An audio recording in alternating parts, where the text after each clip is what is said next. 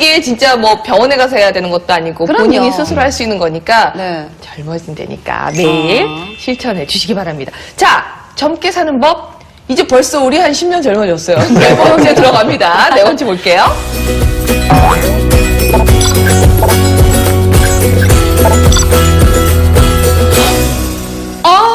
이게 어려운 거라서 마지막에 끝까지 사랑하라. 후반부에 나오는 건가요? 끝까지 사랑하라. 배우자를 끝까지 사랑하라. 이게 왜 조용하세요, 이병훈 씨? 이걸 봤으면 아 그래 이렇게 되는데 그렇게 왜 배우 째리면서 아니 처음에는 배우자를 정말 진정으로 사랑했죠. 근데 지금은 그냥 정으로 그냥 가는 건데 정으로 가는 세상. 그리고 끝까지 사랑이라는 게 저는 정확한 뜻을 모르겠어요. 뭐 예를 들면 한 년 팔지 말고 한 사람만 배우자만 사랑하라 그건지. 그렇죠. 둘이 함께 있는 동안만큼 그럼. 끝까지 사랑하라는 거죠. 또 아니면 처음에 결혼할 당시에 그 마음을 진짜 변치 말고 끝까지 가라는 자꾸 그거는 그렇게 못 알아듣는 척하면서 안 하시려고 그러시고요. 진짜 우리 저 이병훈 씨는 그러면 아내라는 말을 떠올리면 어떤 이미지, 어떤 단어들이 좀 치근. 치근하다. 저는 저는 그냥 그냥 측은지심 있는 분들이 끝까지 너무 잘 사시더라고요. 그래서 네. 제가 말씀드렸잖아요. 저는 가능해요, 저렇게 산다니까요. 근데 많은 남자들이 굉장히 어려운 거죠. 저는 남편하면 든든함이거든요. 아, 든든함. 남편 없으면 안 될 것 같은. 난 보살핌. 그런 보살핌. 보살. 이런 느낌들을 이제 또 분석을 해봤어요. 그래서 남편이라는 단어를 쓸 때 어떤 감성적인 단어들이 있는지, 혹은 이거 아내라는 보통 단어를 쓸 때 어떤 감성적인 단어들이 있는지, 서로서로 하겠구나. 예, 살펴봤거든요. 나눠서 살펴봤는데, 먼저 아내라는 단어를 쓴 사람들의 감정 상태입니다. 이게 뭐예요? 파란 건 긍정적이고 빨간 거는 좀 부정적이고. 그렇죠. 예, 부정적인 건데, 또 한 반반 정도 되는 것 같죠? 네. 예, 반반 정도 되는 것 중에 맨 첫 번째가 사랑하다. 역시 뭐 긍정적인 거였죠. 근데 바로 2위가 이혼입니다. 이렇다니까. 사랑하다 갑자기 이혼으로 넘어가. 그러니까 이렇다니까. 아니, 그래도 좀 차이가 나요. 네. 탐색 건수가 좀 차이가 그쵸, 나니까 그쵸. 그건 미안해. 그 다음에 뭐 좋은 행복 이런 긍정적인 단어들이 있고 또 5위에 고통이 있습니다. 그러니까 아내라는 단어를 생각했을 때 교통 아닐까요? 교통 정리 좀 하자. 우리 정리 마음에 정리 좀 합시다. 이거 아닐까요? 아내라는 고통스럽고 충격. 혐의는 뭐예요, 혐의? 근데 이 폭행이랑 충격, 혐의 이런 건 뭐냐면 그러니까 우리가 뉴스 기사에서 뭐 누구가 A씨 뭐 아내 폭행해서 무슨 폭행 혐의로 어디 들어갔다 이런 것들이 이제 SNS에 또 같이 이제 많이 올라가다 보니까 우울해요. 자, 남편으로 한번 좀 살펴보면요. 역시 뭐 좋아하다가 1위입니다. 그렇구나. 자, 좋아하다. 그리고 이혼이 역시 2위십니다. 나란히 가네요. 남녀 공이 이혼이 상당히 높은 순위에 있고 그다음에 이제 4위에 좀 의외로 울다가 있습니다. 울다. 그러니까 남편 때문에 울거나 남편 생각하면서 울거나 뭐 이제 이런 감성어들이 좀 있었던 것이고요. 또 역시 8위에 힘들다.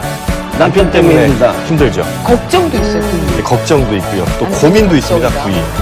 그러니까 이런 것들을 보면 확실히 남편 때문에 힘들어하는 여성분들이 조금 더 많지 않나. 네. 근데 이게 선생님 이 배우자를 사랑하라. 이것도 아니고 저희 앞에 붙었어요.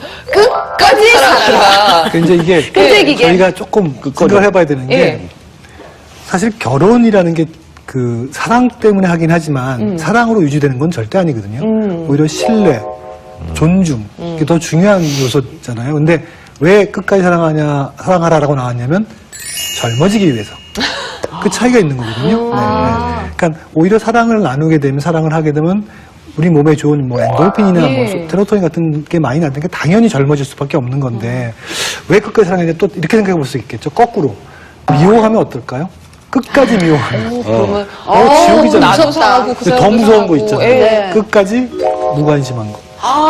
그것도 아니고. 지옥이거든요. 그것도 지옥이죠. 근데 보통 우리가 행복을 연구할 때 늘 제일 중요한 요소, 뭐 돈도 있을 거고 행복의 조건들이 많을 거 아니에요. 뭐 명예도 있을 거고 친구도 있을 거고 그런데 결혼은 늘 제일 중요한 요소로 생각하고 있거든요. 근데 결혼도 어떤 결혼이냐면 행복한 결혼이고 행복한 결혼도 만약에 끝까지 사랑할 수 있다면 행복할 뿐만 아니라 더불어 건강해지고 젊어지는 거거든요. 그처럼 사랑이 갖고 있는 힘은 무궁무진한 거기 때문에 젊어지는 뭐 목적을 갖는다면 네. 가장 중요한 거 생각을 해요. 그걸 최우선으로 놔요. 그러나 네. 사랑하지 않는 남편을 갖고 있다고 너무 걱정하지 마시고요. 그래. 가장 중요한 결혼을 유지하기 위해서는 사랑도 중요하지만 존중하고 신뢰해주는 게 굉장히 중요하다라는 걸 꼭 말씀드리고 싶어요. 서로 잘 맞는 사람이더라도 옆에 있어도 외로울 때가 있다라는 건 너무 이상한 건 아닌 거죠, 선생님. 그러면, 네. 이런 경우가 분명히 있는 거죠. 나 이게 문제 있나 봐라고 생각하고 그럼 이젠 헤어져야 될 땐가 이렇게 결심하면 안 되는 그러니까 거죠. 인간이 각장 잘 저지른 실수 중에서 내 배우자가 나한테 완벽할 거라는 거거든요. 절대 그렇지 않죠. 그래서 거꾸로 나한테 완벽하지 않다고 해서 다른 상대가 필요한 것도 아니거든요, 실은요. 그렇기 때문에 배우자가 있어도 좀 외로운 거는 뭐 지극히 당연한 거라고 생각이 들어요. 네. 이런 걸 상실감이라고 부르는 네. 거예요. 그러니까 이제 우리가 이제 상실감이 인간한테 주는 가장 큰 고통 중에 하나잖아요. 네. 맞아. 이제 사별에 대한 얘기를 좀 하고 싶은데 아, 사실은 연구마다 좀 달라요. 스트레스, 인간이 갖는 가장 큰 스트레스가 서양은 배우자의 죽음이에요. 우리나라는, 동양은 부모의 자녀. 네, 자녀의 맞아요. 죽음이 제일. 근데 이제 어쨌든 사랑하는 가족들이니까 다시 부부에게 돌아와서 그 네덜란드 유트레흐트대에서 네. 10년간 연구를 했대요. 그래서 남편과 사별한 여성, 그 다음에 아내와 사별한 남성 이렇게 둘을 분류를 했는데 남편을 잃은 경우에 사망할 확률이 17% 정도인 반면에 아내를 잃었을 경우에는 더 높죠. 21%나 되거든요. 그래, 더 높더라고. 보니까 이게 확실히. 아마도 삶의 여성이 질도 살아남으면 모성 본능 때문에 다른 뭐 자녀들 때문에 살아남으려고 하는 힘이 강한 것 같고요. 또 한 가지는 실은 남자가 혼자 살아남으면 식사를 못해 끓여 먹어요. 맞아요. 그게 굉장히 중요한 요소거든요. 네. 그 다음에 자기 외로움을 못 달래요. 여자들은 관계지향적이니까 맞아, 남편이 같은 아니더라도 또래끼리도 뭐 잘 다니시고. 오늘 얘기 많이 한 수다. 예. 수다 갖고 풀 수도 있는데 그걸 못 해보니까 이런 말 하잖아요. 왜 효자보다 악처가 낫다는 얘기. 이게 정말 가슴에 와닿는 얘기인데 내 옆에 누군가 존재한다는 사실은 어떻게 보면 살아가는 데 있어서 가장 뭐 눈물겨운 뭐 채워짐 이런 맞아요. 그 인간이 빈 공간이 다 있는데 그걸 스스로 못 채울 때 그걸 채워줄 수 있는 유일한 사람 이런 마음이 들기 때문에 더 짠한 거죠. 맞아. 네. 그 짠함이 베이스가 되면 그래도 서로를 좀 배려하는 마음이 그런 행동들이 나오긴 하더라고요. 거꾸로 얘기 한번 드릴게요. 예. 아까 제가 신뢰와 존중이 더 중요하다고 그랬잖아요. 이게 예. 이해하실 것 같아서 헤어질 때요. 그러니까 부부가 살 때 사랑하지 않아서 사는 부부 되게 많잖아요. 근데 나를 안 믿어주는 남편이나 의처증, 의부증부터 시작해서 의심하면서 예. 나를 무시하고 존중하지 않는 사람은 못 살거든요. 예. 그래서 사실은 결혼은 사랑으로 시작되지만 신뢰와 존중으로 마무리가 되는 거니까 그걸 좀 더 잘 생각하시고요. 하지만 좀 더 젊게 살고 싶다 그러면 끝까지 사랑하셔야겠죠. 끝까지 살아. 그래야 그러니까 사별 얘기 잠깐 하셨는데 얼마 전에 그 영화 니마 그강을 보시면 뭐 맞아. 크게 지금 그 얘기랑 똑같다. 끝까지 살아. 봤죠. 예, 많은 분들이 또 눈물을 같이 흘리셨는데 예. 그 영화 보면 처음부터 끝까지 그 두 노 부부가 네. 한순간도 떨어지질 않잖아요. 그렇죠. 되게 막 어떻게 보면 좀 뭐 말씀 좀 그렇습니다. 귀여워 보이는 네. 뭐 그런 장면들을 보면서 우리가 부부가 정말 뭔가 이렇게 의미를 한번 생각해 보시는 분들도 참 많았는데 그렇게 부부가 좀 같이 할 수 있는 뭐 놀이가 됐든 취미가 됐든 뭐 영화가 됐든 그래요. 그런 것들이 있는 게 참 뭐 좋은 것 같아요. 예. 어떤 노력을 해야 될까요, 선생님? 일단은 예. 제일 중요한 게 예. 칭찬하는 거 서로가 더 사랑을 하려면 칭찬 되게 중요하거든요. 네. 맞아요. 그러니까 이제 부부 사이가 안 좋아서 오면 제가 꼭 드리는 말씀이 뭐라고 하냐면 연애 시절처럼 해보라고. 연애 시절 때는 우리가 잘 보이기 위해서 많이 하잖아요.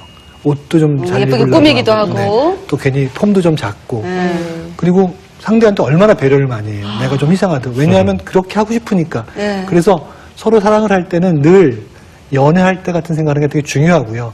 제가 쓰는 방법도 이게 이렇게 하면 절대 이혼 안 하고 사랑할 수 있는 방법이 뭐냐면 취미 활동을 같이 하는 거예요. 그래, 그거 좋아요. 굉장히 중요해요. 왜냐하면 첫 번째 취미 활동을 같이 하면 대화거리가 생겨요. 할 얘기가 있다고. 네, 할 얘기가 생기거든요. 예를 들면 뭐 등산을 같이 가게 되면 어느 산에 뭐. 네, 어느 산에 가서 뭐를 입고 무슨 뭐가 좋고 얘기하잖아요. 그다음에 두 번째는 취미 활동을 하게 됨으로써 상대를 파악할 수 있어요. 그 전에 몰랐던 점들이 보이니까 하나하나 보이기 시작하거든요. 그리고 취미 활동을 할 수 있는 시간이 특히 젊었을 때 시작하면 좋은 게 여가 시간이잖아요. 근데 잘 생각해 보세요. 저희가 일을 하거나 뭐 잠자는 시간 빼면 사실은 볼 수 있는 시간이 없잖아요. 그러면 나머지 큰 덩어리가 취미 활동인데 이거를 따로 해버리면 같이 있을 시간이 없어요. 진짜네요. 이런 완전 세 또, 가지 점의 네. 취미 활동이 되게 중요하고요. 그 영화에서도 선생님 할머니가 진짜 할아버지한테 늘 고마워요. 고마워요. 잘했어요. 고마워요, 예뻐요 이걸 맨날 하시잖아요. 사랑한다, 고맙단 말을 하기도 물론 어렵습니다. 어려워요. 습관이 안 되면. 맞아요. 그런데 그 말을 들었을 때 대답하는 것도 쉽지 않아요, 사실은. 리액션을 좀 하긴 해줘야 돼요. 그렇죠. 그러니까 예. 고마워 사랑했을 때 분명한 저쪽에서 또 반응도 있어야 돼요. 그러니까 양쪽 다 쉬운 거 아니잖아요. 사랑한다 말하기도 쉽지 않고 대답하기도. 그런데 해야 된다는 얘기죠. 진짜 그러네. 여자분들도 지금 제가 생각하고 남자 입장에서 얘기를 했는데 네. 여자분들이야말로 남편 칭찬해주면 남편이 되게 단순하거든요. 그래요, 그리고 그래, 맞아. 칭찬을 너무너무 갈망하거든요. 그래서 칭찬해주면 정말 아내가 원하는 방향대로 많이 움직일 거고요. 감사하다고 고맙다고 자꾸 얘기하셨는데 칭찬과는 조금 다르잖아요. 근데 우리가 감사하다 고맙다는 표현을 하는 것이 정말 쉽게 행복해지는 거거든요. 감사하다는 뜻은 누군가 나 말고 내 존재 말고 외부에 있고 그 외부의 조력에 의해서 내가 좋아질 수 있는 든든한 버팀목이 있다는 뜻이거든요. 맞아. 그렇기 때문에 감사하다는 표현을 많이 하시면 쉽게 행복해질 수 있는 방법이에요. 자기야 고마워. 사랑해. 방송에서 이렇게 할 수 있는데. 그러니까 이렇게 오만 방송에서 지금 이제 저희가 아까 뭐 입안 관리 이런 거는 사실 혼자서 집에서 이렇게 할 수 있는 건데 맨 마지막에 나왔던 이거는 네. 확실히 부부 사이에 둘이서 부부는 진짜 확실히 시너지 효과는 대박일 것 같아요. 예, 칭찬하라. 자, 오늘 저희가 젊게 사는 법에 대해서 얘기를 했어요. 다 하려고 욕심내지 말고 하나씩 천천히 실천해 보시기 바랍니다. 여러분의 생각이 놀라운 데이터가 됩니다. 주소 나가는 쪽으로 여러분들 다양한 의견 보내주세요. 자, 토크쇼 놀라운 데이터는 다음 주 화요일에 다시 올게요. 고맙습니다.